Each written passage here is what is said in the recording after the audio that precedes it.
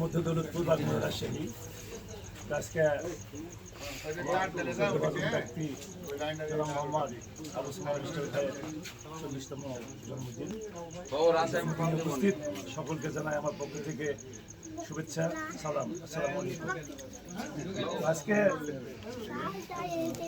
আমাদের প্রিয় মানুষ, প্রিয় ভাই, প্রিয় ব্যক্তি জনাব মোহাম্মদ আবু সালাম ভাইয়ের 40তম জন্মদিনে তার দীর্ঘ কামনা করি এবং পরিবারের সদস্যদের দীর্ঘ কামনা করি এবং আবু সালাম ভাই তার চলাফেরা আরো বেগবান হবে।